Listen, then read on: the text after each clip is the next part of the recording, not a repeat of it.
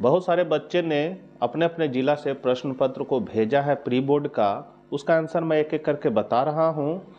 उन सभी बच्चों को बहुत बहुत धन्यवाद जो अब प्रश्न पत्र साझा किए हम लोगों के साथ।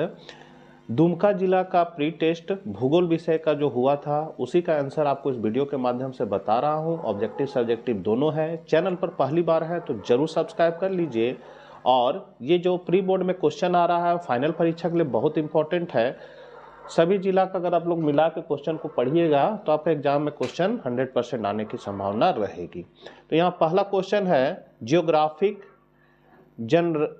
जनरलिस के लेखक कौन है? तो इसका हो जाएगा वार्निस। विश्व की सर्वाधिक जनसंख्या केंद्रित कहाँ है? तो मैदानों में। निम्न जनसंख्या वाला महादेश कौन है? ऑस्ट्रेलिया।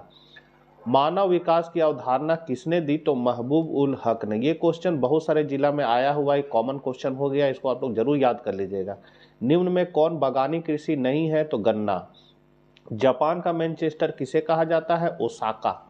निम्न में कौन एक तृतीय क्रियाकलाप है? तो व्यापार। भारत के 4 महानगरों को जोड़ने वाली सड़क है आपका स्वर्णिम चतुर्भुज मार्ग। ये भी इंपॉर्टेंट क्वेश्चन है बच्चों। विश्व व्यापार संगठन का मुख्यालय कहाँ है? जेनेवा। ये भी कॉमन क्वेश्चन है। 2011 के अनुसार भारत की जनसंख्या है 121.08 करोड़। ये भी कॉमन क्वेश्चन है। किसके नगरीय क्षेत्र में सर्वाधिक प्रवासी जनसंख्या है? तो मुंबई हो जाएगा। भारत में चावल का सर्वाधिक उत्पादन राज्य आपका पश्चिम बंगाल है। निम्न में कौन एक पेय फसल है? तो आपका चाय हो जाएगा। तालाबों द्वारा सर्वाधिक सिंचित राज्य है आपका तमिलनाडु। शिव समुद्रम जल विद्युत परियोजना किस राज्य में है? कर्नाटक में। कंकारापाड़ा परमाणु शक्ति केंद्र किस राज्य में है? ये आपका गुजरात में है। सरदार सरोवर परियोजना किस नदी पर है? नर्मदा। भारत में सबसे उत्तर में स्थित अंतर्राष्ट्रीय हवाई अड्डा कौन है? अमृतसर। औद्योगिकरण से कौन सा प्रदूषण होता है? तो जल, वायु और ध्वनि तीनों होगा, इसलिए इनमें सभी हो जाएगा। ध्वनि माप की इकाई क्या है? तो डेसिबल। निम्न में कौन पश्चिमी तट का बंदरगाह नहीं है? तो हल्दया। भारतीय रेल प्रणाली कितने मंडलों में बना है? तो 18। भारत की सबसे लंबी सड़क है तो NH 44। ये भी कॉमन क्वेश्चन है। निम्न में कौन एक लॉ एक्ट नहीं है? तो एंथ्रासाइट। जल किस प्रकार का संसाधन है? तो चक्रीय। यहां से आपका अति लघु उत्तरीय प्रश्न है, मानव भूगोल की परिभाषा लिखे। तो ब्लास के अनुसार मानव भूगोल पृथ्वी और मानव के पारस्परिक संबंधों को एक नया विचार देता है जिसमें पृथ्वी को नियंत्रित करने वाले भौतिक नियमों का तथा पृथ्वी पर निवास करने वाले जीवों के पारस्परिक संबंधों का अधिक संयुक्त ज्ञान उपलब्ध होता है। 27 जनसंख्या घनत्व को परिभाषित करें। यह भी कॉमन क्वेश्चन है बच्चों। तो प्रति वर्ग किलोमीटर में रहने वाले लोगों की संख्या को जनसंख्या घनत्व कहते हैं। प्रवास किसे कहते हैं? तो नौकरी, आश्रय या किसी अन्य कारण से लोगों का अपने घर से दूसरे शहर, राज्य या देश में जाना प्रवास कहलाता है। स्वेज नहर किन 2 स्थानों को जोड़ती है? तो भूमध्य सागर को लाल सागर से जोड़ती है। आधारभूत उद्योग क्या है? तो वे उद्योग जिनके उत्पादन को अन्य वस्तुएं बनाने के लिए कच्चे माल के रूप में प्रयोग में लाया जाता है उन्हें आधारभूत उद्योग कहते हैं। जैसे लोहा इस्पात, वस्त्र उद्योग, चीनी उद्योग इत्यादि में प्रयोग लाया जाता है। इन उद्योगों को चलाने वाली मशीनें भी लौह इस्पात से बनती है। शुष्क कृषि किसे कहती है? तो खेती की एक उन्नत प्रणाली जिसके अंतर्गत आर्थिक दृष्टि से फसलों से समान उपज के लिए भूमि में नमी संचित की जाती है। जहां पर कम तथा असमय वर्षा होती है शुष्क खेती कहलाती है। इंटरनेट क्या है? तो इंटरनेट दुनिया भर के कंप्यूटरों का एक नेटवर्क है जो एक दूसरे से जुड़े हुए हैं। इसे वाइड एरिया नेटवर्क भी कहा जाता है। कुटीर उद्योग किसे कहते हैं? तो कुटीर उद्योग सामूहिक रूप से उन उद्योगों को कहते हैं जिनमें उत्पादन एवं सेवाओं का सृजन अपने घर में ही किया जाता है, न कि किसी कारखाने में। कुटीर उद्योगों में कुशल कारीगरों द्वारा कम पूंजी एवं अधिक कुशलता से अपने हाथों के माध्यम से अपने घरों में वस्तुओं का निर्माण किया जाता है। गुड़, अचार, पापड़, जैम एवं मसाले आदि खाद्य वस्तुएं इस उद्योग के उत्पाद हैं। लौ धात्विक खनिज का एक उदाहरण दे। तो धात्विक खनिज के उदाहरण में मैग्नीज, लौ एस एवं जैसे हेमेटाइट, मैग्नेटाइट और बॉक्साइट आदि धात्विक खनिजों के उदाहरण है। यहाँ से आपका लघुतरीय प्रश्न है, मानव भूगोल के 3 उप क्षेत्रों के नाम लिखिए। तो मानव भूगोल के महत्वपूर्ण उप क्षेत्र निम्नवत है। पहला है आपका व्यवहारवादी भूगोल, फिर सामाजिक कल्याण का भूगोल, सांस्कृतिक भूगोल, लिंग भूगोल। जनसंख्या परिवर्तन के 3 घटक कौन है? तो पहला है जन्म दर, प्रति 1000 स्त्रियों पर जन्मे जीवित बच्चों की संख्या को जन्म दर कहते हैं। मृत्यु दर, किसी क्षेत्र में किसी वर्ष के दौरान प्रति 1000 जनसंख्या पर मृतकों की संख्या को मृत्यु दर कहते हैं। प्रवास, एक स्थान को छोड़ दूसरे स्थान पर जाकर बसने की प्रक्रिया प्रवास कहलाती है। 37 है, परिवहन के माध्यमों के नाम बताएं। तो परिवहन का मतलब है वस्तु और यात्रियों को एक जगह से दूसरी जगह ले जाना। परिवहन के कई माध्यम है, जैसे पहला है सड़क परिवहन, जिसमें कार, ट्रक, बस, लॉरी, कंडक्टर वगैरह शामिल है। रेल परिवहन, तो रेल या रेलवे भारत का सबसे सस्ता परिवहन है। जल परिवहन, इसमें पानी का जहाज शामिल है। हवाई जहाज, इसमें हवाई जहाज, जेट ग्लाइडर, गर्म हवा का गुब्बारा, अंतरिक्ष यान वगैरह शामिल है। फिर पाइपलाइन परिवहन है, केबल परिवहन है, अंतरिक्ष परिवहन है। रोपण कृषि की 3 विशेषताएं बताएं।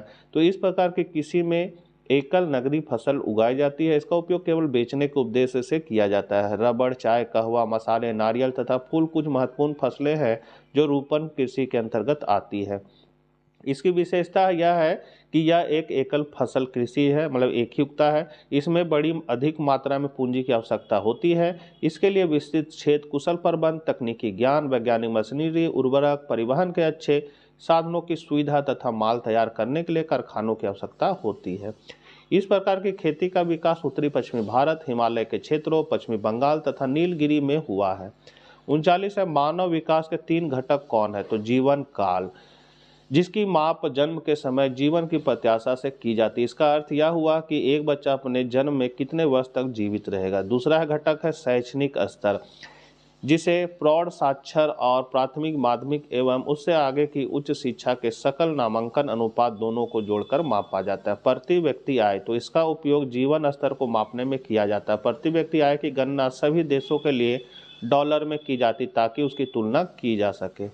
40 नंबर क्वेश्चन है, स्वच्छंद उद्योग पर टिप्पणी लिखिए। तो ये उद्योग व्यापक विविधता वाले स्थानों पर स्थापित किए जाते हैं या किसी विशिष्ट कच्चे माल पर निर्भर नहीं करते हैं। ये उद्योग संगठक पूंजी पर निर्भर रहते हैं और कहीं से भी प्राप्त किए जा सकते हैं। इसमें उत्पादन कम मात्रा में होता है एवं श्रमिकों की भी कम आवश्यकता होती है। सामान्यतः ये उद्योग प्रदूषण नहीं फैलाते हैं। 41 है, ग्रामीण विपणन केंद्र क्या है? तो ग्रामीण विपणन केंद्र ऐसे अर्ध नगरीय व्यापारिक केंद्र होते हैं जो अपने समीपवर्ती भागों में अवस्थित ग्रामीण बस्तियों का पोषण करते हैं। यह प्रमुख रूप से स्थानीय संग्रहण और वितरण केंद्र के रूप में मिलते हैं। इन केंद्रों पर व्यक्तिगत और व्यावसायिक सेवाएं उत्तम रूप में विकसित नहीं मिलती है। इनमें से अधिकांश केंद्रों पर थोक व्यापार मतलब मंडी तथा फुटकर व्यापार क्षेत्र होते हैं। यद्यपि ये केंद्र स्वयं में नगरीय केंद्र नहीं होते, लेकिन इन केंद्रों द्वारा सीमावर्ती ग्रामीण बस्तियों में से रहने वाले ग्रामीण लोगों को अधिक मांग वाली वस्तुएं एवं सेवाएं प्रदान की जाती है। 42 है, परंपरागत ऊर्जा संसाधन के 3 उदाहरण लिखिए। तो ऊर्जा के परंपरागत स्रोत वे हैं जिनका उपयोग प्राचीन समय से किया जा रहा है। ईंधन और जीवाश्मी ईंधन परंपरागत ऊर्जा के मुख्य स्रोत है। ऊर्जा के परंपरागत स्रोतों में मुख्य रूप से खनिज तेल, प्राकृतिक गैस, ईंधन, कोयला, जल विद्युत आदि को शामिल किया जाता है। ऊर्जा के अधिकांश परंपरागत स्रोत अनवीकरणीय हैं, जिनके निर्माण में हजारों वर्ष लगते हैं। परंपरागत ऊर्जा के स्रोतों के अत्यधिक उपयोग से इनके समाप्त होने का खतरा है। 43 से आपका दीर्घ उत्तरीय प्रश्न है कि जनसंख्या वितरण को प्रभावित करने वाले कारकों का वर्णन करें। तो यहाँ विश्व जनसंख्या वितरण और घनत्व को प्रभावित करने वाले कारक। विश्व जनसंख्या वितरण और घनत्व को प्रभावित करने वाले कारक को समानतः 3 वर्गों में रखा गया है। पहला भौगोलिक कारक, जिसमें आता है आपका जल की उपलब्धता। तो जल की उपलब्धता मानवीय जीवन के विविध कार्यों के लिए सर्वाधिक महत्वपूर्ण मानी जाती है। यही कारण है कि विश्व की नदी घाटियाँ जहाँ जल की पर्याप्त उपलब्धता मिलती है, विश्व के सर्वाधिक सघन बसे क्षेत्र हैं। दूसरा है भू आकृति। तो विश्व के समतल मैदानी भाग सामान्यतः सघन बसे मिलते हैं क्योंकि यह क्षेत्र कृषि फसलों के उत्पादन, सड़क निर्माण और उद्योगों की स्थापना के लिए अनुकूल दशाएं रखते हैं, जबकि पहाड़ी तथा पर्वतीय क्षेत्र इस दृष्टि से अधिक उपयुक्त नहीं होते। तीसरा है जलवायु। तो मृदु जलवायु दशाएं रखने वाले क्षेत्र जिसमें अधिक मौसमी परिवर्तन नहीं होते हैं, सघन रूप से बसे मिलते हैं, जबकि अति ठंडे, अति गर्म मरुस्थलीय क्षेत्र, अधिक वर्षा या विषम जलवायु रखने वाले क्षेत्रों में कम जनसंख्या मिलती है। चौथा है मृदाएं। तो कृषि की दृष्टि से उपजाऊ मिट्टियां वाले क्षेत्र अधिक जनसंख्या को आकर्षित करते हैं, जबकि कम उपजाऊ मिट्टी वाले क्षेत्र में विरल जनसंख्या मिलती है। अब दूसरा पॉइंट है आर्थिक कारण, जिसमें आपका आ जाएगा खनिज। खनिज संसाधनों से संपन्न क्षेत्र खनन कार्य के साथ साथ अनेक उद्योगों को भी अपनी ओर आकर्षित करते हैं, जिसके कारण ऐसे क्षेत्र में जनसंख्या का अधिक जमाव देखने को मिलता है। फिर है नगरीकरण। आप इसका डिटेल देख लीजिए, हम इसका पॉइंट बता रहे हैं। आर्थिक कारण में आपका खनिज आ जाएगा, नगरीकरण है, औद्योगिकरण है। तीसरा पॉइंट है सामाजिक एवं सांस्कृतिक कारण, तो जिसमें धार्मिक तथा सांस्कृतिक महत्व रखने वाले क्षेत्र अधिक सघन बसे होते हैं, जबकि सामाजिक व राजनीतिक अशांति रखने वाले क्षेत्रों में जनसंख्या घनत्व विरल हो जाता है। फिर है अंतर्राष्ट्रीय व्यापार के महत्व पर प्रकाश डालिए। तो व्यापार के निम्नलिखित महत्व है। तो पहला है कि अंतर्राष्ट्रीय व्यापार के माध्यम से लोगों के लिए अन्य देशों की वस्तुओं और सेवाओं का उपभोग करना तथा अपने जीवन स्तर में सुधार करना संभव होता है। फिर अंतर्राष्ट्रीय कंपनियां दुनिया भर में वस्तुओं और सेवाओं का निर्यात करती है, इससे बहुमूल्य विदेशी मुद्रा अर्जित करने में मदद मिलती है। तीसरा है जब फर्म बाहरी व्यापार में शामिल होती है तो इससे फर्म की उत्पादन क्षमता बढ़ जाती है, पैमाने की अर्थव्यवस्थाओं के लाभ के कारण उत्पादन की लागत कम हो जाती है। लास्ट पॉइंट है अंतर्राष्ट्रीय व्यापार व्यावसायिक दृष्टिकोण को बेहतर बनाता है तथा फर्मों को अधिक प्रतिस्पर्धी और विविधीकृत बनाता है। 45 है जल संभरण प्रबंधन क्या है, क्या यह सतत पोषणीय विकास में महत्वपूर्ण भूमिका अदा कर सकता है। तो जल संभरण प्रबंध, जल संभरण एक ऐसा क्षेत्र है जिसका जल एक बिंदु की तरफ प्रवाहित होता है, जो इसे मृदा और जल संरक्षण की आदर्श नियोजन इकाई बना देता है। इसमें एक या अनेक गांव, कृषि योग्य और कृषि अयोग्य भूमि और विभिन्न वर्गों की जोते और किसान शामिल हो सकते हैं। जल संभरण विधि से कृषि और कृषि से संबंधित क्रियाकलापों जैसे उद्यान कृषि, वानिकी और वन वर्धन का समग्र रूप से विकास किया जा सकता है। जल संवर्धन विधि जल संरक्षण का एक महत्वपूर्ण उपाय है। इससे कृषि का उत्पादन बढ़ाया जा सकता है, पारितंत्रीय ह्रास को रोका जा सकता है, लोगों के जीवन स्तर को ऊंचा उठाया जा सकता है।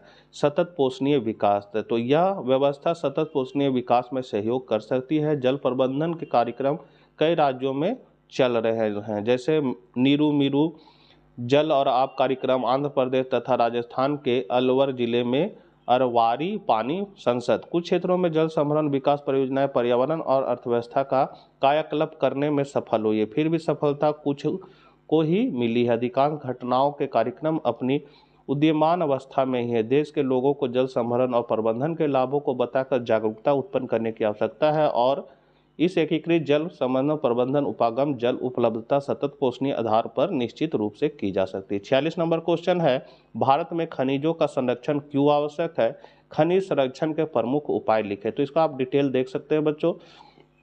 वीडियो बहुत लंबा हो रहा है इसलिए हम थोड़ा इसको बढ़ा दे रहे हैं, आप धीरे धीरे देख सकते हैं। और ये साइट पर आपको मिल जाएगा DRGP82, आपको क्रोम ब्राउजर में लिखना है। वहाँ पर आप DRGP82 जब लिखिएगा, सर्च कीजिएगा, दीपक कुमार लिखा हुआ मिलेगा, उसमें सर्च कीजिएगा, उसको क्लिक कीजिएगा तो आप इस क्वेश्चन आपको ऊपर में ही मिलेगा, आपको 12th मॉडल क्वेश्चन सोल्यूशन, या सबसे नीचे में भी मिलेगा आपको 12th मॉडल क्वेश्चन सोल्यूशन में जाना है। वहाँ पर आपको ज्योग्राफी सेक्शन में ये क्वेश्चन बना हुआ PDF फॉर्मेट में मिल जाएगा, तो वहां से भी आप इसको देख सकते हैं। 47 नंबर क्वेश्चन है वायु प्रदूषण के स्रोत एवं मानव जीवन पर इसके दुष्प्रभाव का वर्णन करें। तो वायु प्रदूषण, वायु में गैसों, कणों, जैविक अणुओं आदि जैसे प्रदूषकों का उत्सर्जन है जो मानव स्वास्थ्य और पर्यावरण के लिए हानिकारक है, जिसमें आपका है, आप इसका डिटेल देख लीजिएगा। पहला पॉइंट है जीवाश्म ईंधन का जलना, दूसरा है ऑटोमोबाइल, तीसरा है कृषि गतिविधियां, कारखाने और उद्योग, चौथा है, पांचवा है कारखाने और उद्योग, 2 बार लिखा गया है बच्चों तो एक ही को लिखना है, खनन गतिविधियां और घरेलू स्रोत। मानव जीवन पर वायु प्रदूषण के दुष्प्रभाव क्या है, तो स्वास्थ्य संबंधी समस्याएं उत्पन्न होती है, हृदय रोग है, इसका डिटेल आप लिख लीजिएगा, कैंसर होता है, त्वचा संबंधी समस्या है, प्रजनन क्षमता में कमी आती है, बच्चों का विकास जो है तो कम हो जाता है, मस्तिष्क पर प्रभाव पड़ता है। तो इतना सारा आपका था आया हुआ क्वेश्चन है, ऑब्जेक्टिव सब्जेक्टिव दोनों का आंसर मैंने बता दिया। आशा करते हैं वीडियो आपके लिए उपयोगी साबित होगा। तो मिलते हैं नेक्स्ट वीडियो के साथ। जय हिंद, जय भारत।